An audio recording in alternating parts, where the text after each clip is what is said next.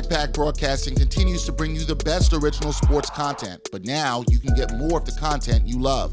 For as little as $3 a month, you can get access to bonus content, including behind-the-scenes footage and interviews from the Sports Walk, Sideline Stories, or the Ain't Hard to Tell podcast. All this exclusive content comes via Patreon. There are tiered levels of patronage, and each Backpack Broadcasting patron receives exclusive perks.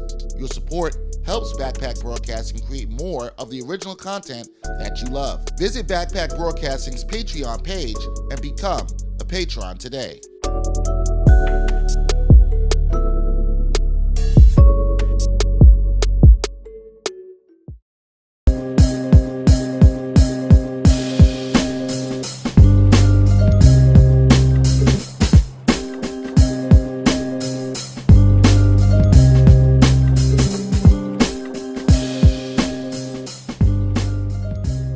Ain't Hard to Tell podcast, episode 171. Dexter, Henry, Bryan, Fonseca here. And we got a guest that we have been wanting to get on for a long time. It's my first time meeting him, but I've known about his work for quite some time through Bryan.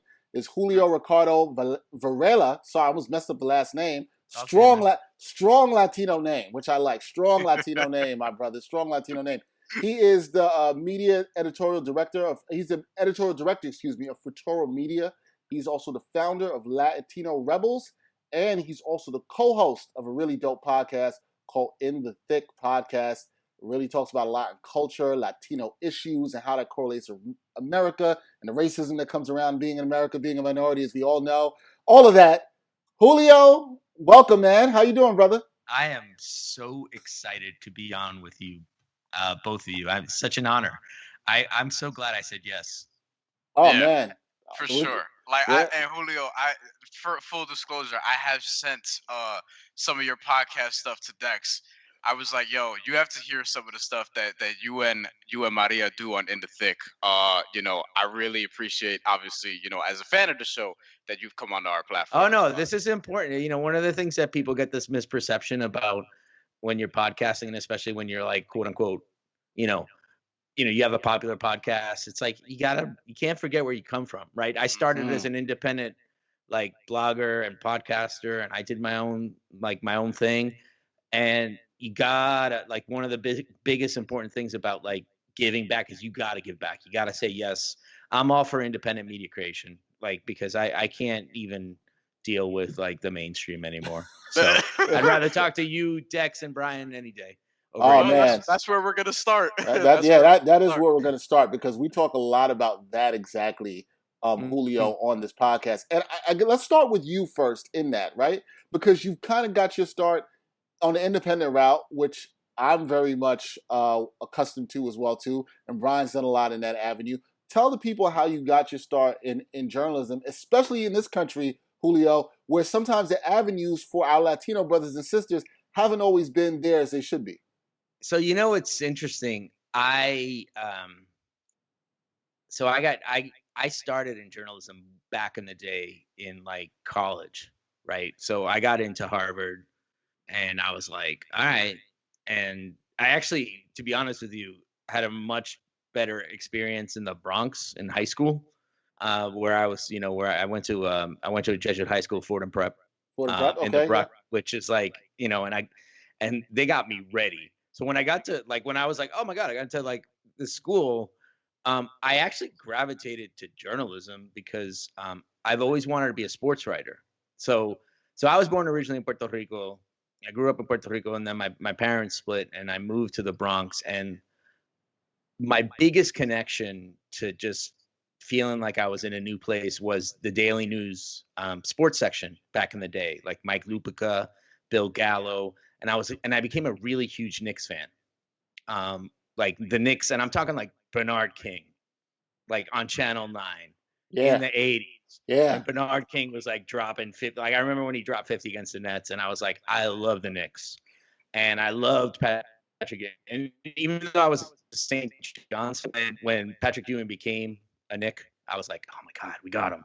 So I grew up in that time when and I'll give you this. I'm starting to get back to New York Knicks basketball after very long time. Welcome back. I was because I was very, but I grew up back in the day, and I was a Knicks fan, and I was in Boston, and just a big sports nut, and I decided to like comp, which would say you try out for the Crimson, the Harvard Crimson, um,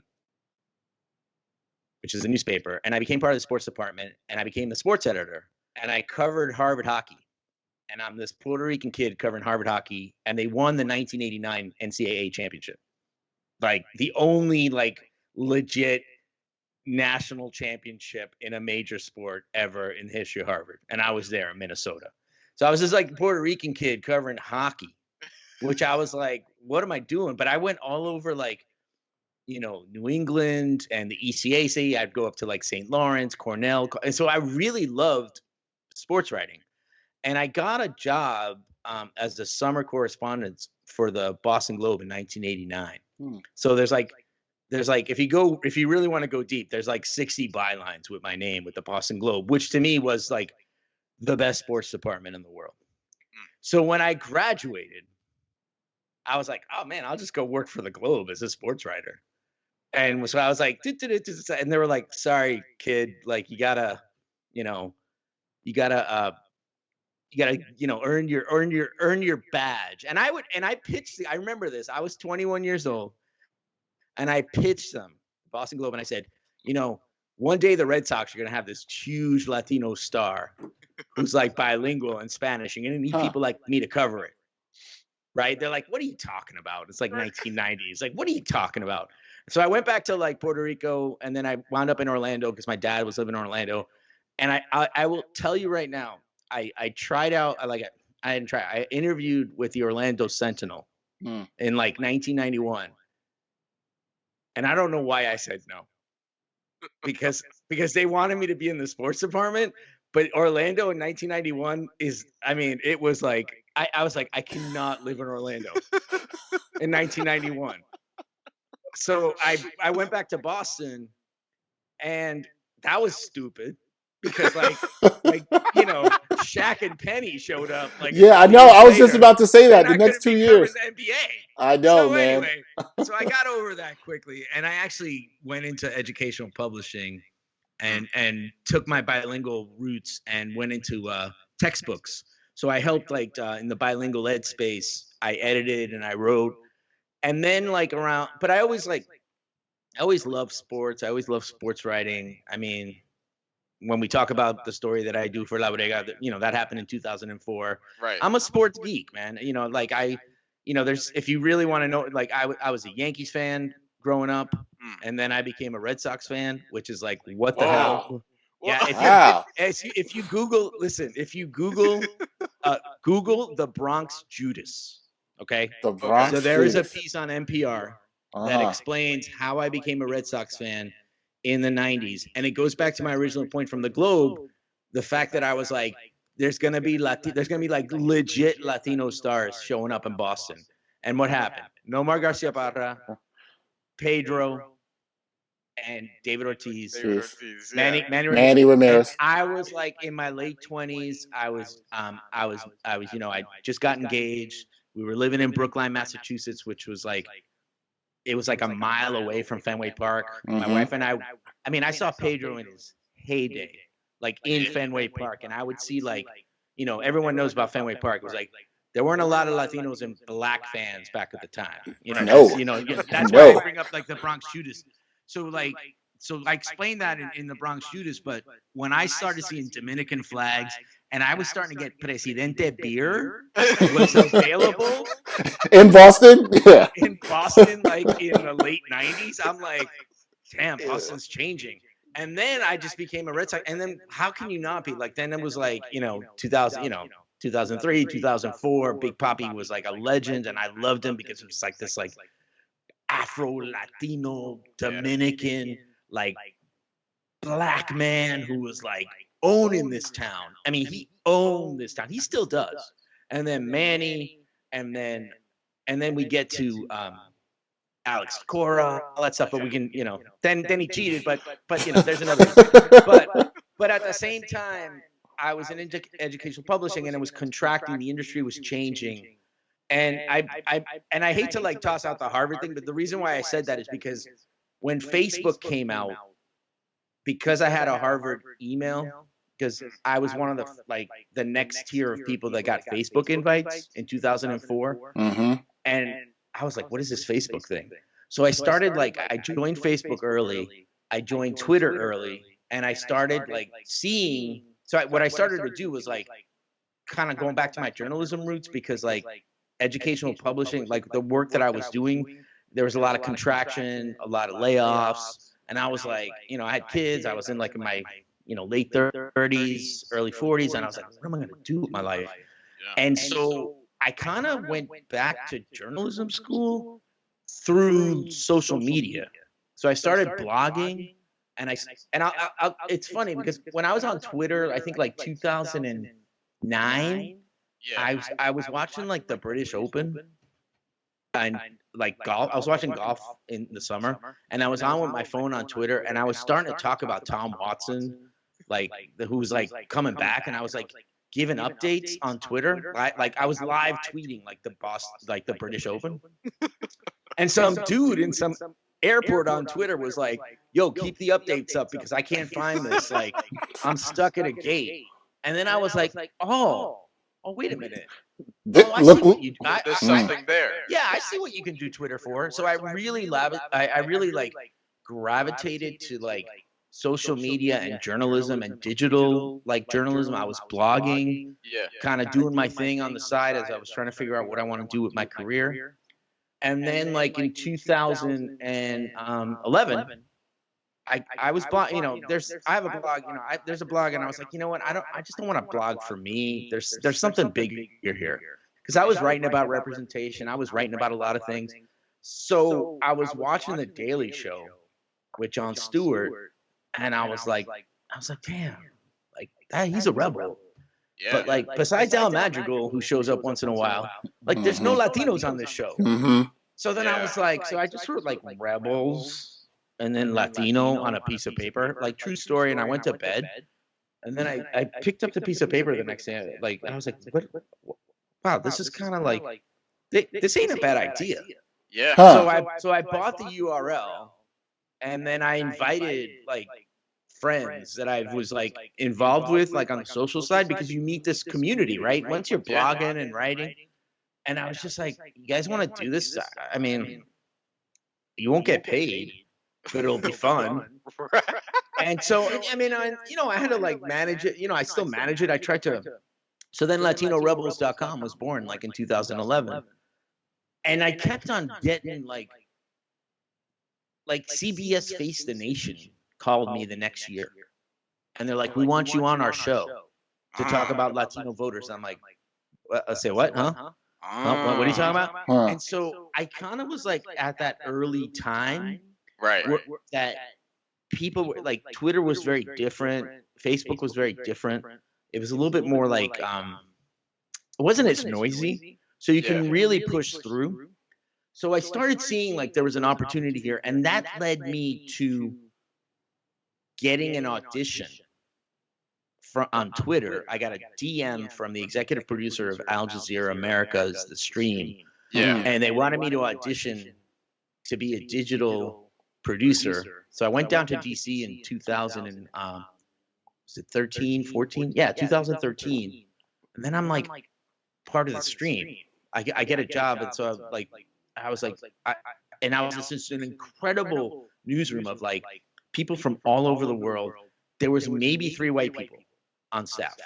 That's a rare. That's a rarity in a newsroom. Usually it's the other way. Yeah, exactly. And it's a global. So I was Al Jazeera English is just as big as anything, any other out.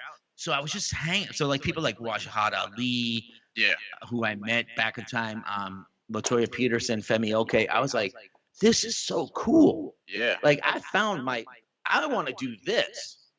Yeah. And I still kept doing Rebels. I actually had some really good friends who were let me take over a little bit of it. I was like, thank you. Hector Luis Alamo, I'm shout you out. Marlena Fitzpatrick, Sharice Delgadillo, they just were they were treating Rebels as journalism school themselves. So I was very thankful that they kind of helped me. And then next thing you know, Al Jazeera America just implodes. They spent way too much money. In 2000, I lose my job, and I'm like, what do I do? And Latoya Pearson, who was at Al Jazeera, knew AC Valdez at Futuro Media. He was the former senior editor of Latino USA, and they were looking for a digital director at Futuro Media. And Latoya connected me to AC, and next thing you know, in like a week, I'm going down to Harlem. It's so funny. I drove down to Harlem, okay, on 125th, where Futuro Media is. Like, I'm like, I got to get this job interview. And, you know, you think you're from this, you think because I'm from the Bronx, I know where Harlem is. I remember 125th Street. Like, I used to hang out there. And you're like, you have no concept of the East Side, West Side with the numbers. Yeah. Right. I'm saying Queens is like that too. Yeah. So for me, when I drove down for the job interview, I'm looking for a garage online. I go to ParkViz or whatever, and I park on the East Side. And I'm like, damn, it's like really far away. And then I walk past like a White Castle, and I'm like, I'm gonna eat a White Castle first because it's White Castle. I'm feeling like this is gonna end up being a bad idea, Julio. Eating a White Castle first. White Castle can go the wrong way, brother. It can go the wrong way. We know it worked out at least. Yeah, the 24-hour White Castle, like on 125th, and I walk in and I'm like, I haven't had White Castle in like 8 years, so I keep walking. I interview with Mariana Hosa and her team, and she comes in. I'll never forget this. She's like, bro, I can't believe I'm finally meeting you. And I'm like, say what? I'm like, I can't believe I'm finally meeting you. She's like, I love Latino Rebels. Like, kudos for you for creating that. And I was like, wow. And then they gave me a job on the spot to work on promoting their America by the Numbers PBS series that it had already started. So in 2 days, I was in Washington, D.C. working for Futuro Media. And then I became their digital director in 2015, started working on Latino USA. Again, Hector Luis Alamo was like, I'll help you with Latino Rebels. So we kept it going because Maria was like, don't stop doing that. I'm like, yeah, but that is like a side hustle. She's like, it's cool. You can do the side hustle, but you work for us. And I'm like, oh my God. Okay. Which was really like respect, right? Yeah. You know, so I get to do things. I really helped grow the audience digitally. I'm really proud of how Latino USA grew. We kind of got it growth. We had growth like, you know, when you look at our digital downloads from 2014 to like 2019, it was like we grew like by 1,000%, which is like awesome. Wow, that's insane. And we were seeing something super special and great shows. You know, the team was just crushing it. You know, 24 Hours in the Bodega, Dream 9. I got to do the Bronx Judas. Like there was we did a baseball 1 hour episode. There were so many great things that we did. Yeah.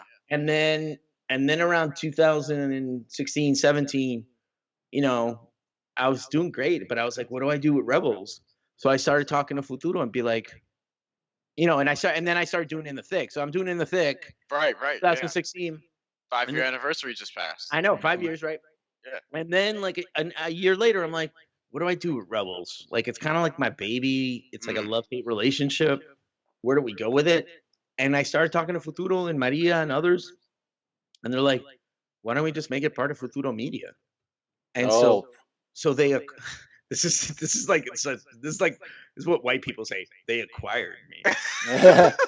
They acquired me. Yes. Yes. Right. So it was kind of nice because all the blood, sweat, and tears, like Futuro saw the fact that something special was created. So they actually were like, this is of value. So it became officially part of Futuro Media. And then to me, it was like, I'm free, right? Now I can do myself. Now I can do my thing. And then, you know, that led to Latino Rebels. Like I still do Latino Rebels Radio, which in 2019 got a Best Multicultural like podcast nomination from iHeart, and I'm like, okay, like it's like pure independent like podcasting. Like we started Latino Rebels Radio on Blog Talk Radio in 2014. Damn, Blog Talk, taking it back on the phone, taking it back on the phone. I remember that. Some are always looking for more sports content, and among the glut of sports media, some are looking for sports content that dives a bit deeper and doesn't just stick to sports. So check out Backpack Broadcasting's original long-form sports journalism series, Sideline Stories. The award-winning original series takes viewers directly into underrepresented communities within the world of sports. It's a series that goes beyond traditional sports reporting, like box scores and statistics, presenting exclusive stories that you won't find anywhere else. With a diverse group of correspondents, the series provides interviews and interesting stories around the world of sports, because there is so much beyond the game, and so much that occurs off the field or court that impacts each of us and the world we live in. Giving a voice to athletes, coaches, fans, and everyone involved in athletics, Sideline Stories looks to push sports storytelling further than ever before. It's a winner of the 2020 Independent Shorts Awards, and all episodes of Sideline Stories are available for viewing today on Backpack Broadcasting's YouTube channel and Facebook page. So, Julio, when I hear that whole story, and I'm glad, because we love when we have journalists come on here and tell the story. I got to tell the origin story. No, because people need to know what can happen from doing your own thing, Julio. People need to know what can happen. But I have a question that I think Bryan's going to want to know too. It's very interesting to me. You go back to the beginning of your story. You did all this. You have your Puerto Rican roots. You were in the Bronx. You go to Boston. And I find it very interesting that you did a lot of this stuff in Boston, around Harvard and all that. Yeah. And at the Boston Globe. I used to do work with some folks at the Boston Globe. Yeah. The fact that they told you no to that opportunity. Don't get me started. It's a dumbass mistake on their part. Let's just call it what it is. Don't get me started on Boston media. Like I don't get me started on Boston. Let's get you started, please. Share more. Let's talk about Boston sports media. Okay, let's go. Let's keep it real here. It is. Here's the thing. I've written for ESPN. Okay, that's the other thing. I've written for ESPN. I wrote pieces for ESPN about like Latinos and identity. And for me to not, I love sports talk radio. I love it because it's like a distraction for me. You know what I mean? I just put it on. And, I literally would scream in my car when they would do these takes on like David Ortiz or Pedro Martinez or like Manny Ramirez, of course. Yeah, Manny Ramirez or even like Alex Cora. Like they had no concept of like of the cultural connection of how many of how Latinos are in Boston and have been for a while, like Puerto Ricans, Dominicans.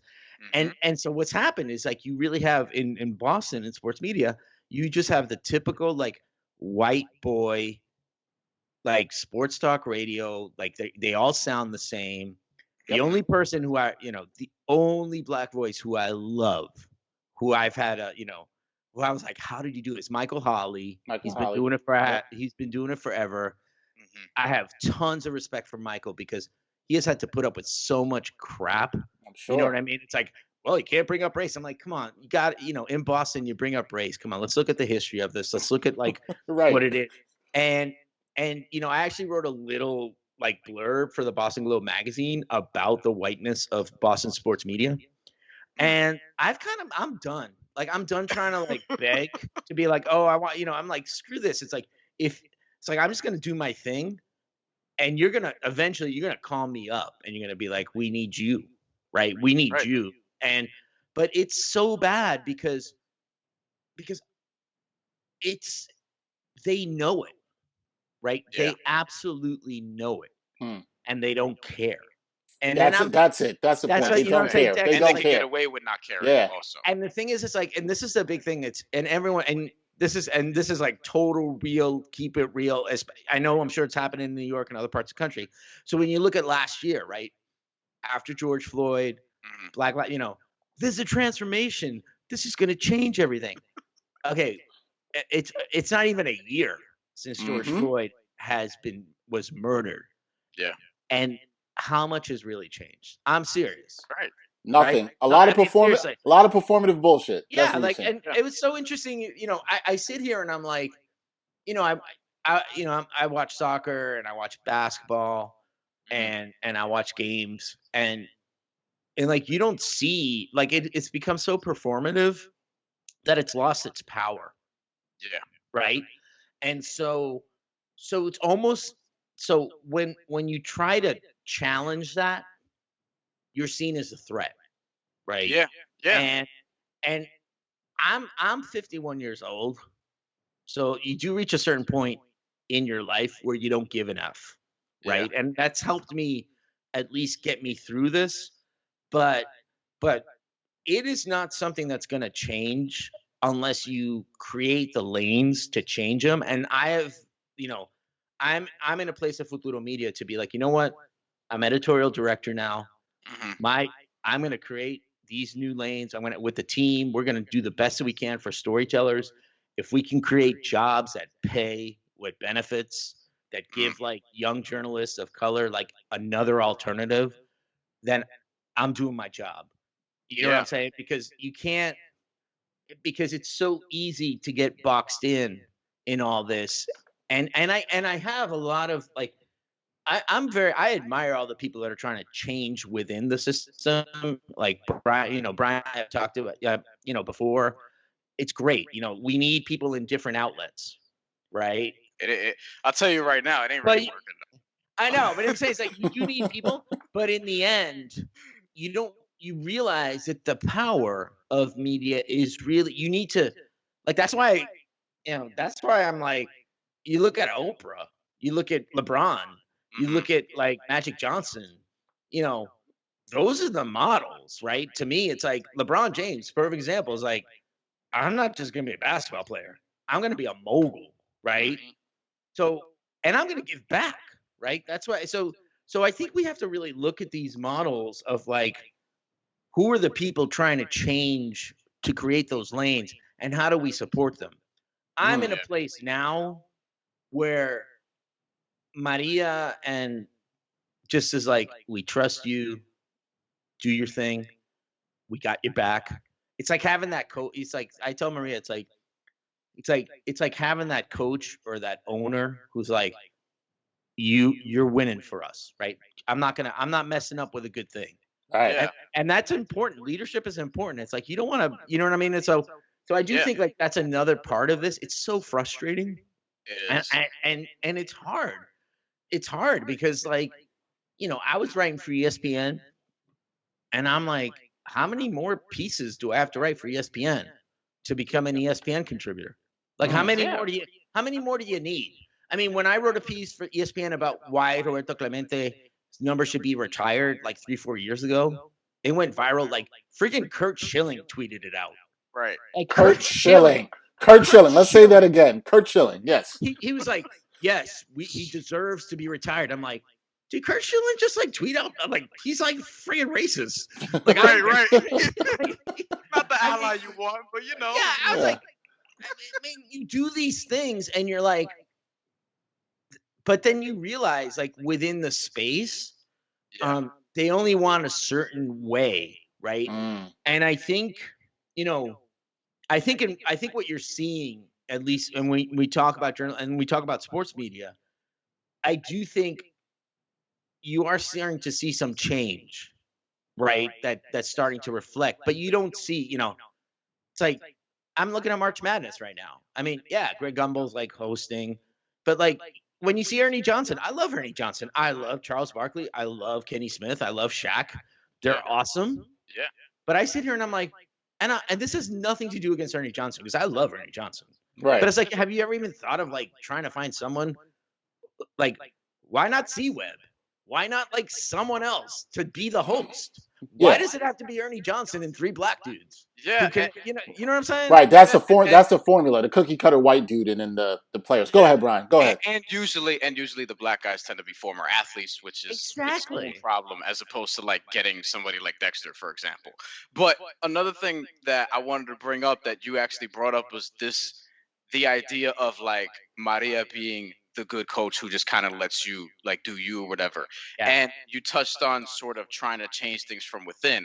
And as someone who's had experience trying to do that, it's something that like it's very hard to get support on it, especially when you're a Latino who's kind of outspoken, who also, by the way, like doesn't speak fluent Spanish. So they'll be like, all right, They can't figure you out.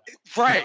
You know what I mean? They don't know what to do with you. Well, he's speaking English so well. Someone who's learning Spanish, by the way. But this is a point that I made this week. Is like there's also a stigma. There's not just a stigma against like Latinos who speak Spanish, so that they can just be on like certain outlets or whatever. Even the ones who speak English, they're inclined to give the role to a white person who actually knows the language. And this is something that I've faced in my career in a few different levels, and then just being able to get that support is something that's so rare. So it's great to hear that you have been able to get that at least. Well, yeah, a little bit more of that. You know what I mean? Yeah, I mean, this is the best part. It's like I used to cover hockey, college hockey, and my name was Julio Ricardo Varela. That's crazy in itself. Like, that's if you crazy think about it. It was me and like old white Irish dudes in the press box, and I'm sitting here going, "Okay, I get it." And so my thing is like, why are we put into a box? Why are the ones that when we talk about sports, why do we always have to talk about identity? Why are you asking? I would love to just break down the defenses as to why Loyola beat Illinois, in an upset. You know what I mean? It's like why can't we have those conversations? And I think that's also part of this is that you do. It's exactly what you said. You have the cookie. What Dex said. You have the cookie cutter setup, right? Like just take NBA coverage. Like it's a white host with 3 black like ex-NBAers. Like ESPN does it, like TBS does it, TNT, and then you're just like, and so that's the formula. And how do you begin to change that? To me, is exactly what you are all doing is important, right? Because you will impact somebody, right? We're not on global national platforms yet, but we're doing the work. We're doing the heavy lifting now. Because this country is changing. Facts. And this country is like going to be, we're challenging it all the time. So I tell this to a lot of people, especially like independent voices like yourselves. Love what you do. You're not in it to like, this is a long marathon. Like I've been doing it, for me, I've been doing it for 13 years. And, granted, I got a job like at Futuro, but I also am starting to see the fruits of that hard work being consistent, because everyone gives up, right? You got to be consistent. You got to keep doing that damn podcast. And I know the both of you, because I've done it too. It's like, I got to do another one of these. You know what I'm saying? But you know what? You got people listening. You got your social. If you're engaging people like that, like what you're doing, and you're being good to your listeners and respecting them and saying, there's, I sit here and I'm like, there's so many podcasts out there. Right. Just raise the bar. If you keep that bar raised, people will come and do it with the right intentions. You got to love it. But at the same time, it's like sports. It's like, I still play soccer, and I just played, on Sunday morning, and it's the first time we were really out playing 11v11 since like October. And I'm like, God, I love the sport. I don't care what I do. It's like, I cannot miss my Sunday mornings, no matter how busy I am with anything. I'm going to do it. So you have to have that love, and you just have to just stay on it. Just be persistent. And you get the little victories, right? You just hit a lot of singles, right? The singles come. If you get in singles and walks and you're still on base, eventually you're going to score, right? So I like that. I like that. No, this is all good. We are always grateful when we get jewels as independent journalists and creators from people like yourself, just giving that. And some of the stuff you said, like, I needed to hear right now as an independent journalist and creator. Like, I needed to hear. We all need a boost. Like, especially in this pandemic. And one of the things that I've learned, it's like, we all need that boost. I need the boost. It's like if you're doing a good show, because especially now, we're not seeing each other. We're not physically seeing each other. It's really hard. And it's just like, you got to, every time I get like undone, or I get like this imposter syndrome, or I feel like, God, I got to do this again. It's that one little tweet. It's that one message. It's that one, like, hey, I really read you. Like, I read your piece. Thank you. And I'm like, I'm good. That love keeps you going. I'm good. I want to ask you this, because I've spoken to Bryan about this.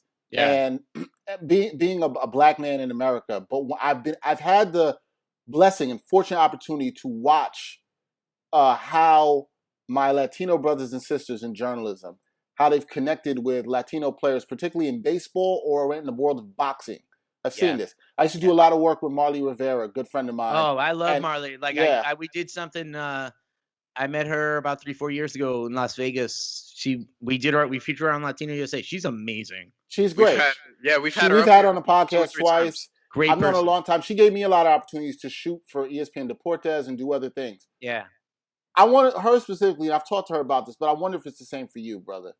I watched how players connected with her in baseball and I saw what she meant to the Latino community. Oh yeah. I saw that, and I know what it means as a black man to connect with black players that are from the same place, or Caribbean players who are from the same place that I am. How have you felt that, and now being at a place like Futuro Media, right? Yeah. How does it feel to see the fruits of that labor and that connection with your people and seeing it rise, especially at this time? It's all that drives us. And, and Marley's a beautiful example.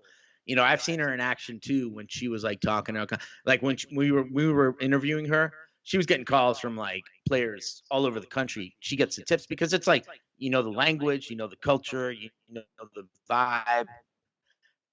They're going to trust you. That's what I would tell the Globe back in the day. It's like, you need to get a Latino like sports writer. They still don't have one to cover the Red Sox. There's a part of me that's like, I'm infinitely proud. I wrote a piece on Cora again before the cheating scandal, and I said, this guy's gonna be a difference in Boston because he can talk to Rafi Devers, he can talk to like Christian Vasquez, he can talk to like the young Caribbean players, right? And it makes a difference. And then he followed me on Twitter, and I'm like, oh my God, Alex Cora followed me on Twitter. I'm good. Like, I am good. Right. Life is good. You know what I mean? So I think that that's really important for sourcing as a journalist, as being able to, like, it's a level of trust. It's a level of people who can come to us at Futuro and be like, you know what? They're not going to screw over my story or my voice. Yes. I trust them. And that's years of building. And I think, when you look at, you saw me on my Twitter feed, if you've seen it recently, with the immigration debate, I'm done. I'm done with like the way it's so simplistic and people are losing like the historical roots of it. And it's become like sort of like the hot story of the week. And you have a lot of people that have no connections with the community just swooping on in. And it happens. It happened with the Atlanta massacre right now. It happens with Black Lives Matter. It's like, and then, I saw this, sorry, but it was like, I literally scream at televisions now. Like thank God I have Twitter, because I see, quote unquote experts talking about things. And it's a perfect example. It's like, I'm done with like white people talking about racism. Yeah. I understand. Get off the table. You do not stop talking about it. Yeah. Like, you know what? I will say one perfect example, which I actually enjoyed, was I do watch Bill Maher for like research because it's mainstream. I want to create something. I'm trying to create something with Warner Media right now that's like a late night Latino leaning show. Okay, we need that. Yeah, we need that. So I do a lot of, I watch Bill Maher, I watch the other things because I'm trying to figure out like what is it that we want to do. And about last month, he finally brought like a black guest, and it was Charlamagne the God, right? And they were talking about reparations, and it was like Charlamagne the God, Bill Maher, and Nick Kristof of the New York Times. And you see like the two white dudes just so uncomfortable of like, why are we even talking about reparations? And I will give Charlamagne the God all the credit in the world. He was like, you know what? You know nothing about this. Like, because you are not black. Word. And sometimes that's just what it is. And I'm like saying to myself, why can't we just like admit it? Why can't Bill Maher just be like, you know what, Charlamagne the God? You're right. I'm not black.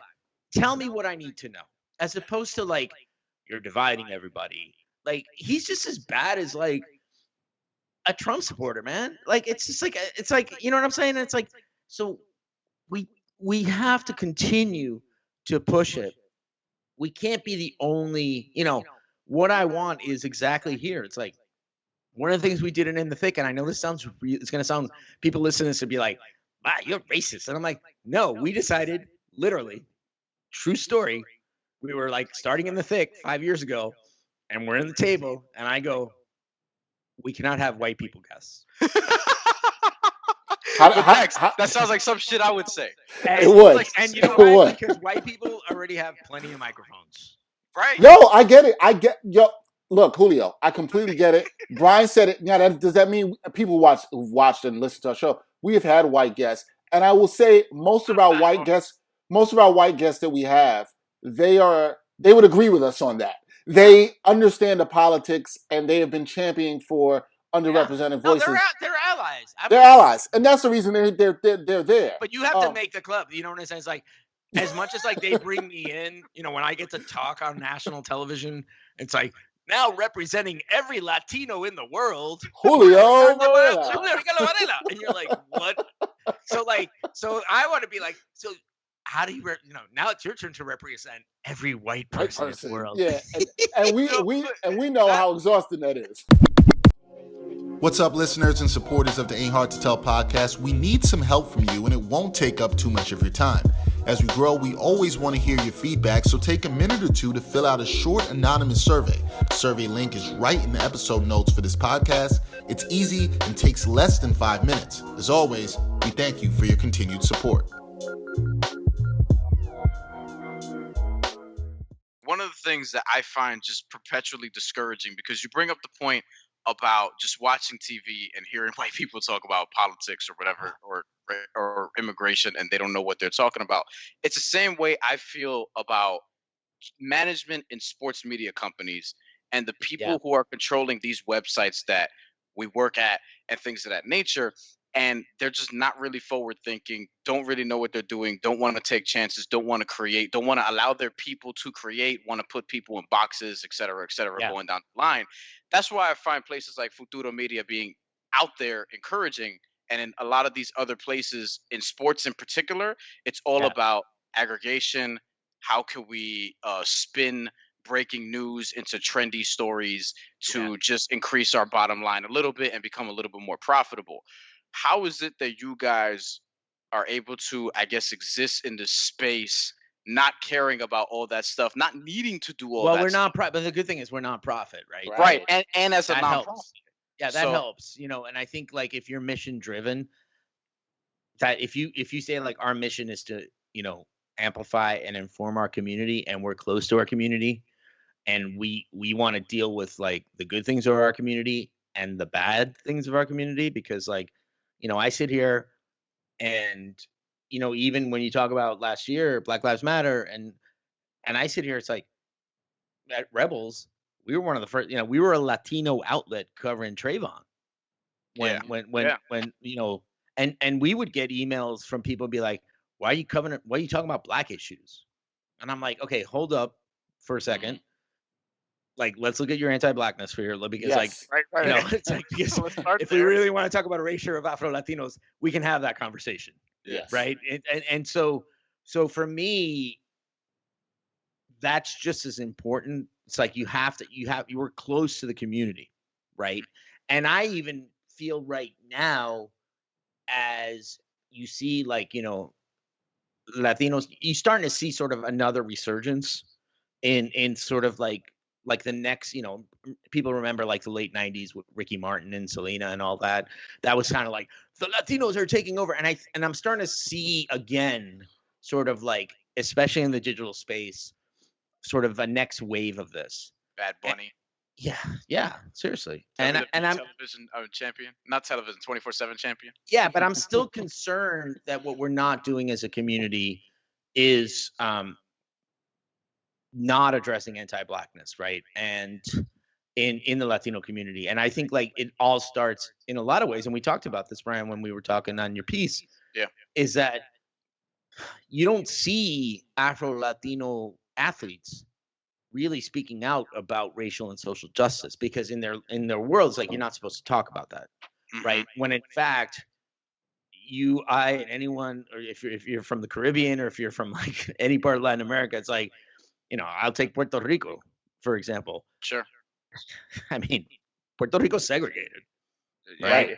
Like Black Dominicans are the cheap labor, right? You go to places like Loíza, and that's where all the Black people live, right? So you look at that, and this whole notion of, oh, well, Puerto Ricans, we're racially mixed and we're like multicultural and blah blah blah blah. It's like that's BS. There you go to San Juan, and it's like people in power in San Juan are just like, there's a lot of people I went to school with who look like me who are in power, right? Mm-hmm. And so we have to do better in addressing that. I do think sports is a possibility, and I was really like, I wouldn't say disappointed, but I haven't seen, I'm talking like major, like I haven't seen like Big Papi really speak out, right, against like, defund the police. Yeah. When I talked to Roberto Clemente's son, when I wrote a piece last year about like, I wrote this piece, be like, what would Roberto Clemente do now? What would he say now? Right. And I kind of looked at all these things. And when I asked his son, like, he was kind of a little bit like, you don't want to rock the boat. So I think which is standard in our culture. Exactly. And it's not only standard in our culture, but I also think like in sports in general. And if you think about it, right? If you take baseball, for example, because that's probably the best example. Mm-hmm. Where do these players come from? They're generally come from like, I mean, I think Jose Bautista is the only like middle class Dominican I know who came into MLB. Like these are young, mostly Afro-Latino kids who are coming from poverty, who get like exploited by these baseball academies, who then like finally make it. They don't want to rock the boat. I get that. I truly get that.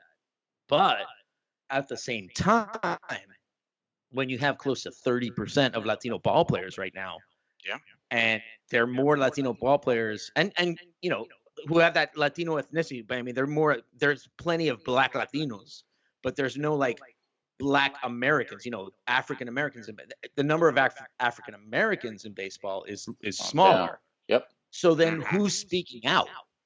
Right? Who is speaking out? So that's what Dex is, for me.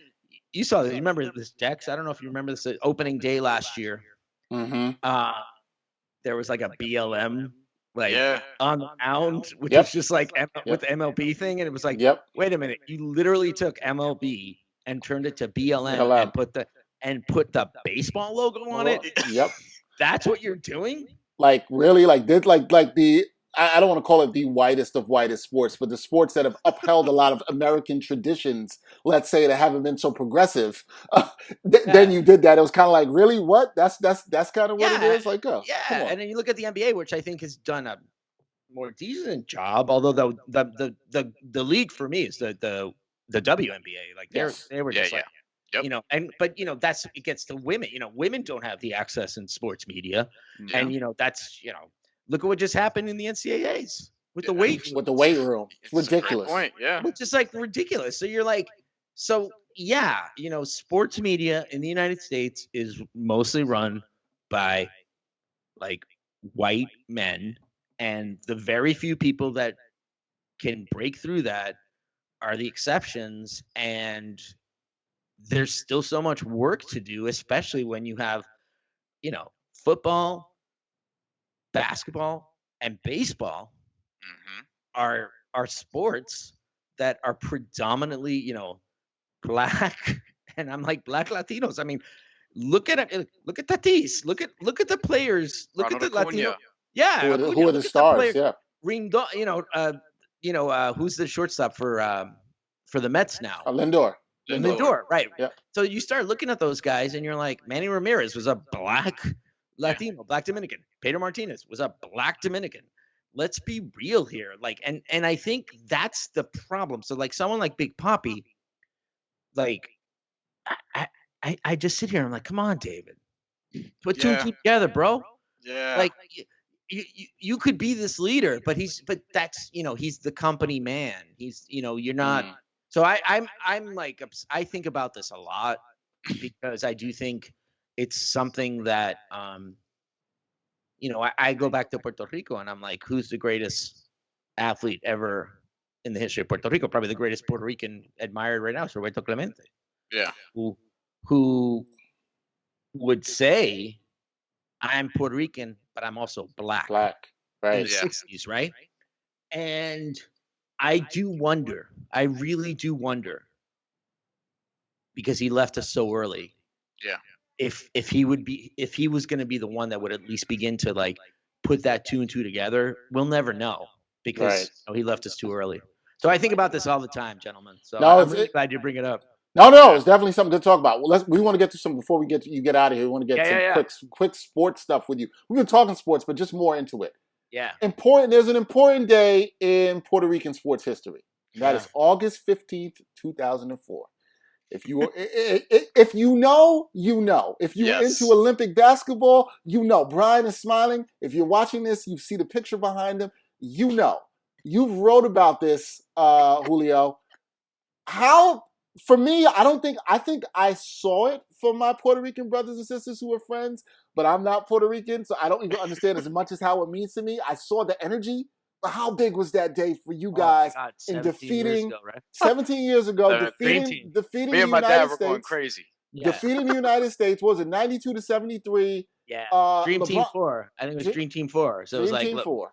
So it was like AI, Duncan, Dwayne Wade, Duncan, Carmelo Anthony, rookie LeBron. Little baby LeBron. LeBron was like it's like it was LeBron James 17 years ago. Mark yeah, there was just so many guys. I think, it was like, for people that know, Puerto Rico was the first team to defeat the U.S. Dream Team in Olympic play since the 1992 Barcelona Olympics, which is, to me, that was the OG Dream Team. And they had not lost. I think it was like they were on a 16-game winning streak. And if you remember the time, remember they lost like in some goodwill games or whatever. Yeah. And it was like, and also they're like, okay, we're with the college players. Let's go. And then it was like Ewing and Bird and like Magic. And it's like, I was like, and Jordan. I was like, Michael Jordan, Charles Barkley, Karl Malone, John Stockton. You're like, okay, I think this is like, it was boring. Like, you know what I'm saying? It was like, so they were the thing. So I had a great opportunity to report on this story for a 7-part series that we did with Futuro Studios did with WNYC called La Brega, which is the struggle, the hustle. So I got to do a piece in English and a piece in Spanish about this, not only about the game, but which I love even more, it was like how Puerto Rican basketball started in like the legacy of Puerto Rican basketball actually had its roots with the New Yorkers, again, mostly black New Yorkers who were playing, in the city playgrounds of New York City in the 60s and the 70s. The families that had left Puerto Rico in the 40s and the 50s, these were their kids, and they were picking up the game, and then Puerto Rican coaches, professional coaches, and national team coaches would literally fly up to New York and recruit them, and they brought them back in the 70s. And it was like this era. There's a great documentary of New York basket, if you really want to break it down, about that time. And what was cool about, so the way we set up the story is that the 1979 Pan American Games, I was 10 years old. I was in Puerto Rico.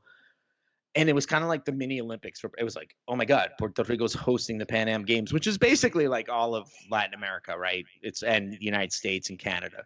Right. And Puerto Rico had a really good team. Yeah. Right? A really good team. Like Raymond Dalmau. Was Butch Lee on this team? No, Butch Lee was only 76. Okay. Butch Lee, and even though they were college, Butch Lee, who used to play Marquette, they almost beat the Americans in Canada in 1976 in the Olympics. But that's all college players. There's a short documentary on him too. Which I love because that was my first real memory. Like I grew up to Puerto Rican basketball. That was my first real concrete memory of the national team when we almost beat the Americans in Canada. Right. So in '79, they had to play like Bobby Knight and like Kevin McHale and Isaiah Thomas in Puerto Rico in el Estadio Roberto Clemente Coliseo, which was like, I mean, how do I describe it? It's like the old Boston Garden, right? The place was rocking. A lot of boxing events there later on. Yeah, but it was like that was like the home court. And Bobby Knight, man, was an asshole What a shock! You told the story, Julio, on La Brega. I never heard it before. So there's a really great piece in Sports Illustrated, and also I believe in the Washington Post, about how much of a D. You can say Bobby, it. I know he was a dick. Like how much of a racist dick Bobby Knight was. So for people that don't know,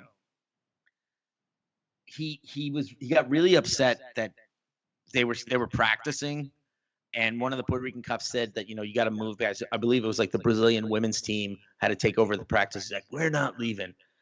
And, he called them the N-word, according to the cop. Yeah. And, who's going to admit that? And, it was pre-social media, right? Yeah. But like, come on. You think this guy's making that up? You know what I'm saying? No, I do not. You know what I'm saying? It's like Bobby Knight. And if you look at the history of Bobby Knight, I don't think Bobby Knight. Right, I was going to say that. So basically, that final game was like the U.S. against Puerto Rico, and in the end, Isaiah Thomas just took it over. I mean, there's some original clips from YouTube that you're like, oh my God, this guy's gonna be a player. It was he was in Indiana, right? And so everyone hated Bobby Knight, and supposedly, and this is also that was reported, when they were leaving Puerto Rico on the plane, he dropped his pants and mooned Puerto Rico. Right, like right. He put his ass against the window, and it's like, see ya. So ugly American, like nobody liked Bobby Knight. He was like a villain, right? Yeah. So fast forward, so a lot of these, these New Yorican players who came back from Puerto Rico and like just became legends, and which I love about it is because when you say if Puerto Rican calls you, Puerto Rican on the island calls you a New Yorican on the mainland, it's almost like a pejorative, right? Yeah, it's like an insult. Yeah. So this is like, oh yeah, all right, well, we're changing basketball. So that next generation grew up to these guys. So then when you start seeing like Piculín Ortiz and Carlos Arroyo and Babi Ayuso, from the 90s up to 2004, Puerto Rico was really good. Like they finished fourth in the World Championship in 1990. Fourth. Yeah. Right. And there's some legit basketball teams. You talk, there's some, basketball, international basketball at the time was really good. So fast forward to 2004, we do this piece about Puerto Rico defeating the United States, and not only defeating the United States, they kicked their ass. They kicked their ass. 19-point victory. Kicked their ass. It wasn't even right. I mean, the way we tell it. I mean, there was a point in the fourth quarter where you're like, uh-oh, they're coming back. And LeBron James, I was like, LeBron James of all people is like making threes. I'm like, who is this guy? And it leads to sort of this moment of like real pride. We talked to like one of the coaches. We talked to one of the players, Rolando Rutina, and just try to recreate that time. And one of the cool things about what I did in the podcast was I got to watch the game again on YouTube, and they recorded me. So I got to relive the game, and I'm like, because the game started really tight, and then all of a sudden Puerto Rico went on this run in the second quarter where, I mean, it was like a blitzkrieg. Like the United States did not know what was coming. They couldn't shoot, and Carlos Arroyo, who was a point guard, who at the time was playing for the Utah Jazz. Are you going to talk? I hope you're going to talk about my favorite moment in that game. Oh, what he did to Iverson? I was going to talk about when he did to Iverson. He crosses Iverson and steps back for the three. He got knocked like it's like he just made people look silly, and then I think he got into a shouting match with I think he was trash talk after he made this free throw. He was trash talking. I think it was with Dwayne Wade or something after he was fouled, and it kind of put the game away. Yeah. And he just turns around, and that's where the famous picture is. He just turns around, he just pulls his jersey, and he's like, "Yo, this is where I'm from." And it was like, I mean, come on. I mean, it's playground, it's trash talking. The picture is amazing. There's a close-up picture, but then someone sent me a picture with the crowd behind it, right? Yeah. And I never had seen that picture. And in the bottom right, there's this like old dude, and he looks like he's an Olympic official when Carlos Arroyo is sticking out his jersey, and he looks so upset. I was like, did you have money on the game? Are you an Olympic official because of sportsmanship? Like, what's up? Like, why are you so angry at Carlos Arroyo? And I'm like, and I'm already like, I want to do a story about that. So it was really, we talk about the next day when they get a standing ovation in the Olympic Village and just what it is to be a Puerto Rican and what it meant, and even try to put it in the context of today. And so to me, like I said to start this, is like I've always loved sports. I've loved sports writing. I wanted to be the next Mike Lupica for the New York Daily News when I was 11, and just to be able to do a story the way I wanted to do it. Shout out to my producer Marlon Bishop, Mark Pagan, and Ezequiel, we did the Spanish version. And to be able, this is what Futuro Media is all about. I was able to tell that story the way I wanted to tell it, and nobody told me how I had to tell it. It was my story, and I had a really amazing production team. The archival footage, like the footage and the audio, they found things from like basketball announcers in the late 70s in Puerto Rico that I remember watching, and when they played them for me, I was like, oh my God, you just brought me back to like when I was 10, right? So it's really good. I'm so proud of it, and people are getting a lot of really good reaction to it. And it's kind of like what I said. It's like create your own lane. It's like I was able to create a lane to tell a story that I love so much, and it hits home. And I love the fact that basketball is universal, so they get it. So it's not just a Puerto Rican story. It's a really good sports story that has not been told in podcast form, and I'm glad that we did it. Like I said, it's like it could have been a 30 for 30. So, we couldn't get it for 30 for 30, and I want to, so I was like, okay, we can get it for 30 for 30. Let's do it ourselves. There you go. That's what we did. I want to ask real quick. I just have a real quick question for both of you. I want both of you to answer this. Bryan. Okay. Well, you asked Bryan first. Bryan first, because you guys are of different ages, right? Yeah. And when you look at that, I think some people will know. They know. Well, this will lead into our last topic we'll talk about. But Puerto Rico being, some people will say Commonwealth. But considering I'm from the Caribbean and the country I'm from was under British rule, I call it a colonialism, and you rightly so. Yeah, because it right. It's what it is, right? Yeah. So I want to ask you, Bryan, first. Yeah. There had to be some pride knowing that Puerto Rico competes as their own nation, as they should. Yeah, absolutely. In this stuff, did you have that pride going to this? Like, hey, look, this is my country, my people, this team. We're not tied to the U.S. We don't look ourselves tied to the U.S. There had to be that sense of pride, right, B? When I still watch them compete, whether it's the World Baseball Classic, the FIBA World Cup in basketball, I still root for them over America.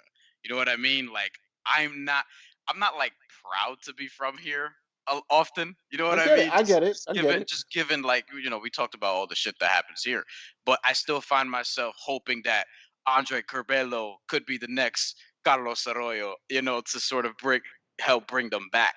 You know what I mean? I find myself wanting the next Miguel Cotto, who, by the way, you talked about, Northeast Latinos. He was actually born in Providence before moving to Puerto Rico. Right. I find myself still seeking out those athletes, because that's also a very Puerto Rican thing. Like, that's something that's handed down from my father, where we're watching a boxing card. Any boxing card, who's the Puerto Rican here that we could root for? That's something that we do all the time. Baseball players, and with basketball players, now that you're starting to see more and more. And we also find ourselves like, yo, I wish that some of these dudes who are like half Puerto Rican in the NBA, like Jonathan Isaac, will compete for the Puerto Rican national team. Or Carmelo Anthony never competed. Like, Carmelo Anthony was on the Dream Team, and he has a Puerto Rican flag as a tattoo, and I'm like, Melo, man, you should have played for us. He had an interview actually recently on Adrian Wojnarowski's podcast. Yeah. And he talked about that game, and he said that he had mixed feelings because, one, they were getting their ass kicked, but two, he saw people having a party in the stands, and he was like, damn, I kind of wish I could be with them partying also. Yeah. No, but the playoff of Bryan's point is absolutely true. Like, I grew up, I got to thank like my abuelo and my dad for raising me like as a Puerto Rican sports fan. And, Roberto Clemente, to me, that was my first baseball jersey, when I was like 4, that's, it's ingrained in you. And my dad played in the second tier. He didn't play in the first professional tier, but he got to the second tier as a guard in Puerto Rico playing basketball in the 60s. So, and also my abuelo was a big baseball fan, and he told me all these amazing stories about the Winter League and who would play. Like, he saw Satchel Paige pitch and Willie Mays. So, like, I just grew up in that world where I get these stories. So So when my folks split and I moved to the Bronx and like in the late 70s, it's exactly what Bryan's saying. I would actively search for like the Puerto Rican athletes, like Sixto Lescano. I was like, okay, he plays for the Brewers. All right, let's go. Like Eddie Figueroa, who's pitching for the Yankees. You know, I was a huge Wilfredo Benitez fan, and like so when he lost to Sugar Ray Leonard, I cried. You know what I'm saying? Like I was like, why are you beating up, Wilfredo Gomez? You know, it's like me when Felix Trinidad lost to Bernard. Yeah, exactly. So I always root for the Puerto Ricans. Like I don't care what you say. Yeah. And so it is very different, and to the point that I've never rooted for the only American team I root for, which is like I think it's just because I love soccer. I do love the U.S. soccer team.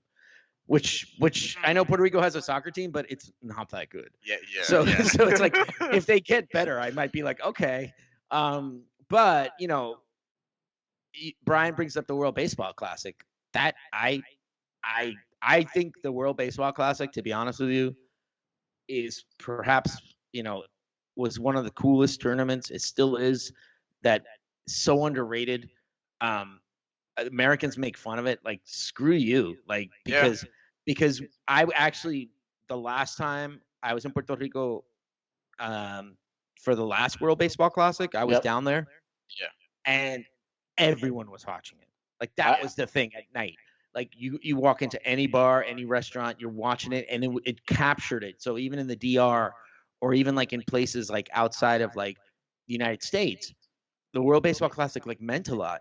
So it's just so like it's like the Bobby Knight thing. It's like stop making fun of the World Baseball Classic. I loved it, and I loved the last run. Although I now think they might have cheated. Alex Cora was on the bench, and I still got I have mixed Alex Cora feelings that I have to come to terms with. Understood.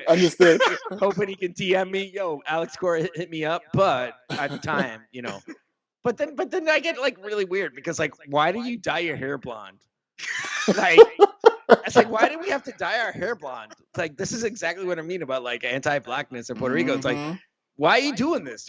Do we have to have blonde hair? Like, seriously, does that make us like better? Anyway, sorry. No. And to that point that we were just making, Dex, you remember how excited I was when the Mets got Francisco Lindor. Of course, and I love Lindor. My reaction. Yes. Yeah, and I love Correa. I love you give me Javi Baez any day. Like the great, I love him. I mean, if any of them went to the Red Sox, I would be like, let's go, Cora. Let's make this happen. Bring all the Puerto Ricans. But like Lindor, there's this great, from the World Baseball Classic. It's my favorite moment of Javi Baez when Molina, like, they throw someone out at second base and he's already like, I got you. Like, he's not even tagging him yet. And he's already like, you're out. Like, he's like, you're not going to be like, catch it. It's a great GIF. I use it all the time. A great meme. So I love the fact that a lot of the Puerto Rican players are like doing really well now. Yeah, no, I love to see that. And so that kind of ties into the last thing we'll talk about, right? One of the big topics that's going on now, especially for a lot of Puerto Ricans and Puerto Rican Americans here in the state, is Puerto Rican statehood.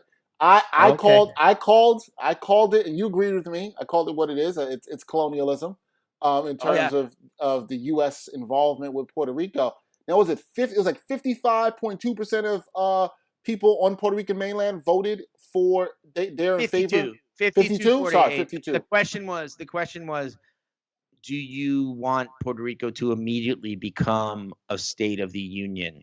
Like, it was a very there's a little bit of a leading question to that, which I can, I don't want to get too geeky here, but officially 52% of people said yes, 48% of people said no.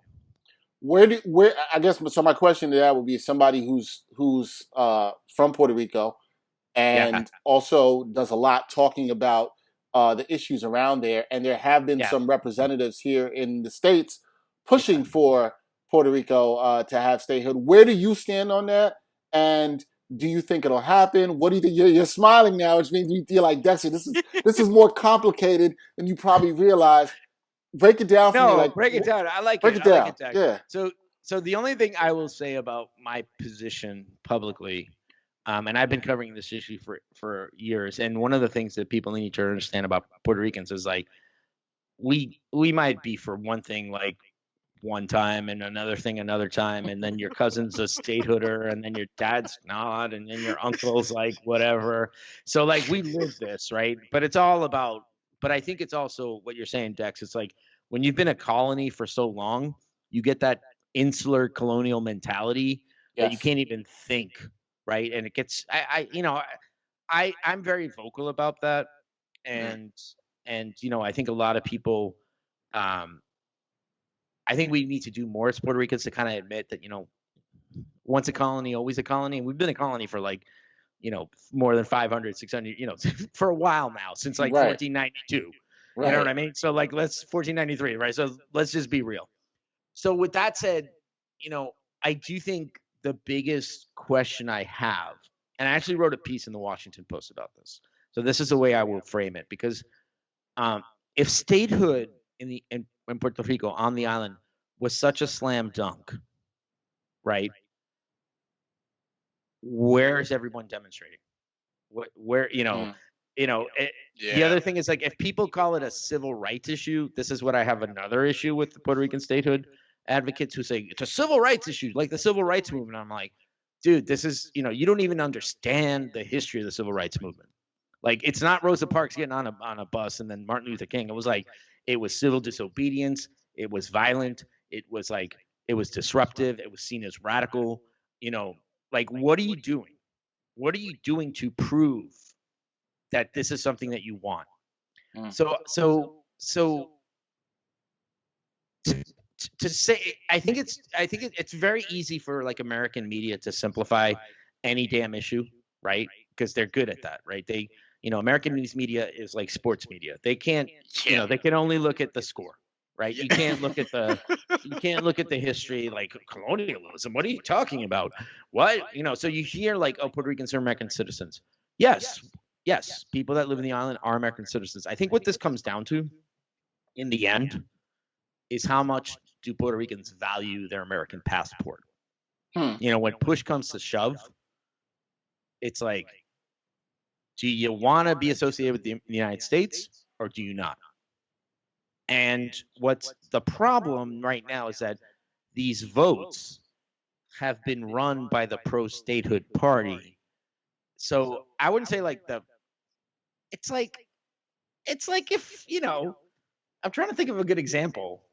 It's like if you have like sports betting in Vegas being like, we're going to ask everyone in Vegas if sports betting is valuable in Vegas. What do you think they're going to say? Yeah, right. The question to what they're going to say yes. Right. It's beneficial to their economy. Of course they're going to say yes. So my thing is, it's like what the statehood movement needs to do in Puerto Rico is like call everyone on the bluff.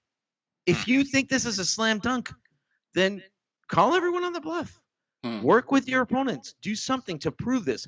Because what's happening now is that you have like another movement, a self-determination movement that says it's got to be more inclusive.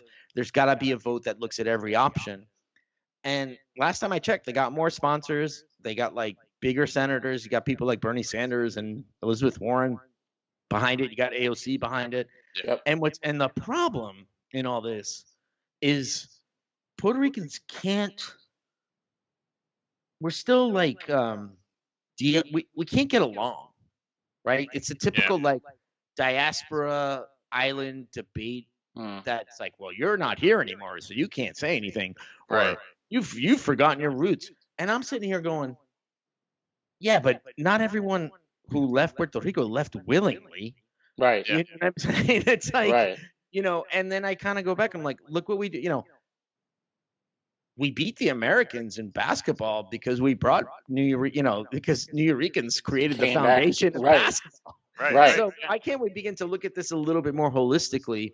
So what you're starting to see is, at least from the reporting that I do, is that there is sort of this like bubbling of like the way this debate has been going on for 50 years just hasn't really worked. And you're starting to see people who are like, you know what, we got to look at this differently. So that gives me a little hope, although I try to avoid Twitter when I bring this up. Bryan can speak for me but I'm already like I said, I don't care anymore. So I'm kind of like, you know what? I love Puerto Rico. I'm going to talk about it. I'm going to write about it. This is where I come from. Yep. And, you know, people aren't going to give it the respect that it is, and I'm going to create that lane and create it. And I've been able to do it. And people come to me and ask me questions. And if that gets you more interested in learning more about it, then my job is done. And that's beautiful. We want people to be more interested in learning about it. Yeah. We know you have to run. You've given us a ton of time. This is great. You got to come back because there's so much more to talk about that we don't get to in terms of, like this. There's so much I want to ask you about Roberto Clemente to the World Baseball Classic. No, we'll do it. We got to do it again. We thank you. And then I'll get you guys on my show. That'll be great. We'll do Latino Rebels one day. We'd be more than honored to do it. That is Julio Ricardo Varela. Again, he is the editorial director of Futuro Media, also the founder of Latin Rebels, and the co-host of the In the Thick podcast. This is episode 171 of the Ain't Hard to Tell podcast. We thank everybody for listening, their continued support. Go give Julio a follow. Go check out his work, La Brega, the Basketball Warriors episode about Puerto Rican basketball. Please check that all out. It's all great. And we're going to have Julio back. Thank you, Julio. We appreciate you, man. Peace, y'all. Until next time, everybody. Peace.